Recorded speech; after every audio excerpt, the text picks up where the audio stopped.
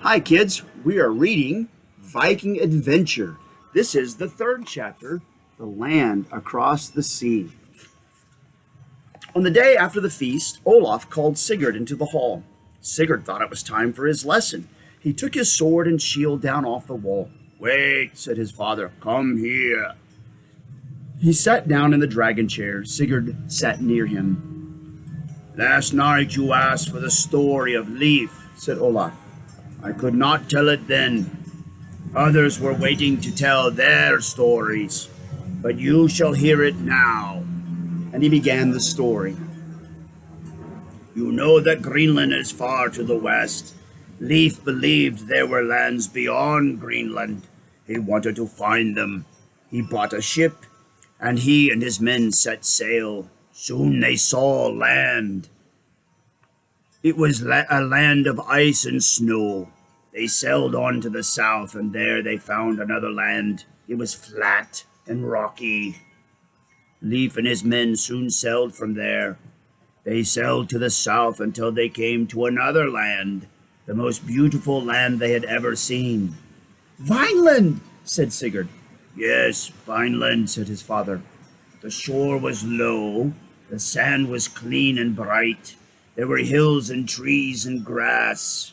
Clear streams ran into the sea, and fish leaped in the streams. The sky was fair.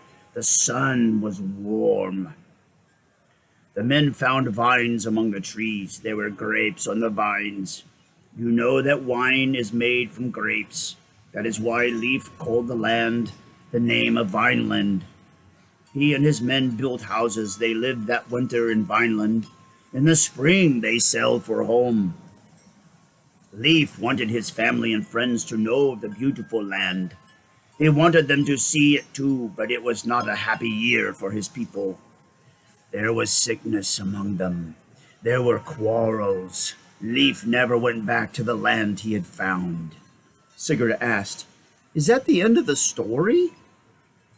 Yes, said Olaf. What of the beautiful land? Asked Sigurd. Do people go there now?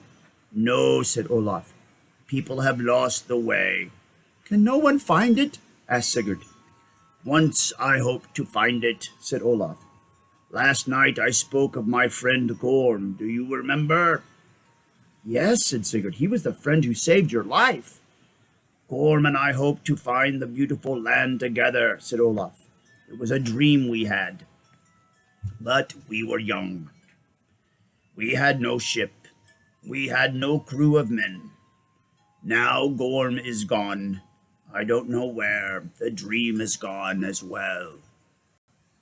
He was quiet for a while. Then he said, We have talked long enough, my son. It is time for your lesson. Out in the square, Sigurd practiced with his sword and shield. Draw your sword.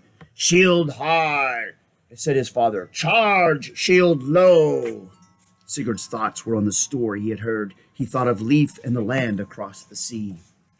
There's Olaf teaching Sigurd how to use his sword and shield. His father's voice came to him. Mind what I say. Sigurd stood still. I didn't hear. You did not listen, his father said in anger, but the anger was quickly gone from his eyes. I know. You are tired of fighting the air with your sword. You are tired of charging at nothing. Is this not so, my son? Sometimes, said Sigurd. Then you shall share your lessons, said his father. Share them? Said Sigurd. Yes, said his father. It is time you fought someone real. Who? Asked Sigurd. We shall see, said his father. So that was chapter 3 of the Viking Adventure. Wow. Until the next time, bye.